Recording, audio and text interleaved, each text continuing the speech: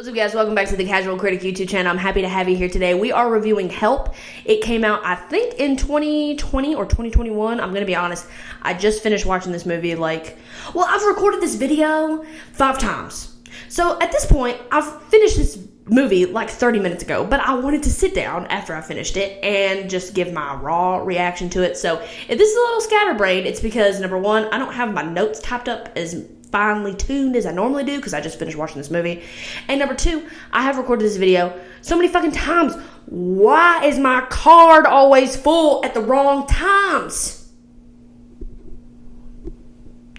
Anyway, this movie came out semi-recently. I'm not for sure exactly when. The last time I checked, it had like a 94 or 96% on Rotten Tomatoes, and it's got a 4 out of 5 on Letterboxd. So take with that information what you will. I don't know. I like looking at Rotten Tomatoes stuff before I watch it, but I try not to let it influence my thoughts of the movie. But I will say that these ratings, I feel like, are pretty accurate for this movie. This is also going to be a spoiler review, so if you haven't seen this movie and you've been wanting to watch it, I watched it illegally because I couldn't find it fucking anywhere, and I really wanted to watch it. Jodie Comer just won the BAFTA for it a couple days ago. I've been wanting to watch it for a while, but then she won the BAFTA for it, literally, last weekend or something, and I was like, I really just need to sit down and watch this movie because I'm a huge Jodie Comer fan. I don't know if you can see my shirt or what it even looks like. I don't know if you can see any of that. But I love Jodie Comer. I think she is the best actress to ever actress. I really do think that. And I'm in love with this woman. So I was like, I've got to find this somewhere. So I just watched it illegally. So I'm going to get into what it's about. I don't want to say everything, because this story, honestly, is very layered. It's very detailed. There's a lot going on. I mean, very quickly, if you're just giving a little tiny synopsis, it's kind of about COVID, but it's also not just about COVID. Jodie Comer plays a healthcare worker that starts to work in a retirement home 3 to 4 months before COVID hits. And, she gets in there. At first, she's not I don't want to say that she doesn't like the job. I think she likes the job. She's not super passionate about, what's going on. She's just looking for a job. She's just looking for an opportunity to make some money. But then she starts to form connections with residents, in particular one named Tony, who's played by Stephen Graham. And he's younger than a lot of the residents. So I think that has partly to do with their connection at first. But they also just have a lot in common.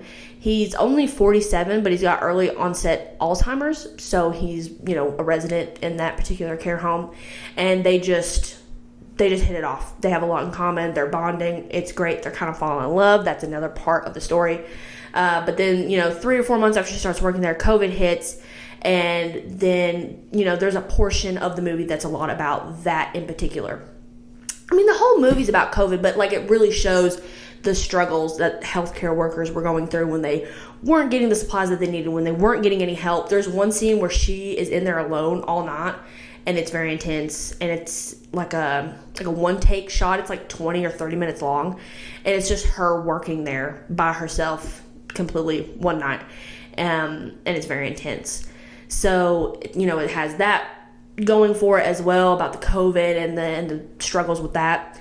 And then Tony tries to break out because with his Alzheimer's, he thinks he has to go to his mom's house, even though his mom's actually dead. He keeps forgetting.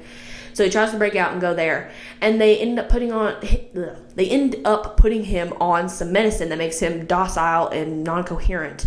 And obviously she doesn't want that for him because he can function a lot of the time, pretty normally. So she doesn't feel like he should be on that medicine. She breaks him out, and they go off into the country and break into this RV, and they're just living there. And when I was watching it, I thought she was doing that because she was in love with him and she didn't want him to be on that medicine. And honestly, that was enough reasoning for me. And I was like, okay, that makes sense. I don't have a problem with that. But what she was actually doing was quarantining him for 14 days, or trying to quarantine him for 14 days so that he could be moved to another facility so that he wouldn't have to be on that medicine, which I just thought that was so great that that's what her reasoning was. Because honestly, like I was saying, the other reason, I just thought they were in love and she just wanted to get him out of there. And that was good enough for me. That was A-okay. Liked where the story was going. But I love that she had a, other reason that was bigger than just wanting to be with him. She wanted him to be in a good place and not be on that medicine.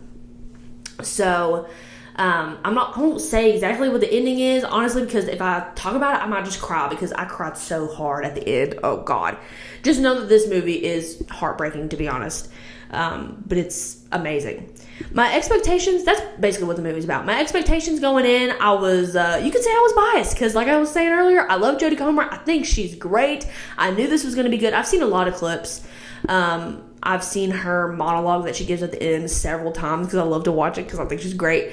So I was like, this movie's going to be great. I just don't know how great it's going to be. Like, I knew it was going to be amazing. I just was like, I know she was going to be great. What's everybody else going to be doing? You know, what's the directing going to be like? What's the writing going to be like? Because I knew she was going to slay the house, boots down, mama. Whatever the fuck they say. So, so as far as the review, the directing was way better than what I thought it was going to be. It was very interestingly directed. Like, I thought it was just going to be a point and shoot kind of movie, which is fine because I thought the story and the acting was going to be the meat and potatoes of this movie. And it was. You know, the story and the acting was great, and it was definitely the thing that you focus on the most. But the directing in this movie really helped to tell the story. There was a lot of shots that was very anxiety-inducing, especially when, you know, in the movie COVID started to hit and spread in, you know, their own care home and across the country. And I love when the director can do that for the story. It's not just a point and shoot kind of thing. It actually helps to tell the story. So honestly, I don't think it could have been directed any better. The story, like I was saying earlier, it's very layered. It's about a lot of things, which honestly, if it was just about COVID and the struggles with that and the healthcare workers and all that, it still would have been a good movie in my opinion. You could have made that into just, well, I don't know, just as good a movie as it is actually, you know, what it actually is. But it would have been a good movie still. But it's not. It's about Sarah. It's about her life as well. It's about her family, because her family are dickheads and she doesn't have a lot of confidence in herself because they don't have confidence in her and they don't think that she can do anything right and that she's going to screw everything up. So it's about her realizing that that's not the case with her. Then it's also about COVID and the healthcare workers and what they went through, which I think that they did a really good job representing that and doing that justice. But then it's also about her and Tony falling in love and about healthcare, just in general, and how we treat people like they're forgotten. And it's just got so many different avenues that you could go down of what this movie's about, and I love that. It's a very dense story, but I think that's great, and it's told very well. The acting is incredible. You already know what I'm going to say. Jodie Comer was brilliant. Some of the best acting I've ever seen from her, and also Stephen Graham. I'm not a huge Stephen Graham fan, or I wasn't before watching this, but he did a fantastic job. There's one scene towards the end where she breaks the fourth wall and she's doing this monologue right in front of the camera. And I've never seen the way that she breaks the fourth wall. It's just so fluid and so well done, and I loved it. And then I was talking about it earlier, the scene where she is in the care home all night by herself, and she's the only worker there. And she cries because there's this guy in there who's dying, and he's got COVID, and there's no one there to help her. She's calling like the UK's version of 911 or whatever, and they can't send an ambulance. Like, there's just nobody coming, and she has to go back into his room and tell him that no one's coming. And then she cries, and it's one of the best crying scenes I've ever seen. God, I'm gonna get choked up just thinking about it. It's just so good. The acting could not have been any better. You know, Jodie Comer and Stephen Graham, they were great. They were definitely the main characters, but even all the minor characters that was in it, everybody in the care home, her family, even though they were dickheads, they did a great job acting. I don't think anybody could have done any better, to be honest. And then lastly, the writing. It's one of the most well-written movies I think I've ever seen. It's a very dialogue-driven movie, which I love to watch, honey. I love that dialogue, especially between Jodie Comer and Stephen Graham. Their chemistry and their writing and their acting, it was perfect. I don't have a single flaw with this movie, to be honest. It's like an hour and a half long, which I love a good 90-minute runtime. It feels like maximum, it feels 45 minutes long. It doesn't even, I don't even know how to explain it. It just doesn't feel like I'm watching a movie. I mean, I am watching a movie. It's just everything is done so well. It just feels like you're just watching life. You know what I'm saying? I check the time 40, like, I just checked the time just to do something real quick. I think I paused it or something to look at my phone or whatever. And the time said 45 minutes, and I was appalled because it felt like I've been watching that movie for like 15 minutes. It was just so good. It was very well paced as well. So that's what I thought about Help. I urge y'all to watch this movie. I feel like it's very underrated and not enough people know about it or have seen it. So, especially in America, because it's hard to find in America, bitch. It's hard to find over here, but I'll do anything for you, Jodie. I'll do anything for you.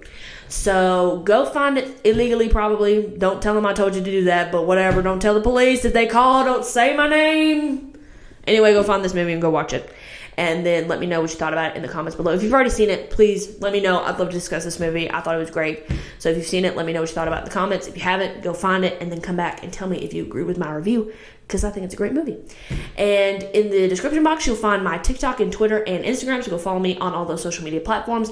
And please subscribe to this channel. I would really appreciate it. It would help me out a lot, so hit that subscribe button if you haven't already, and give this video a thumbs up. I would appreciate it. And I'll see y'all in the next review.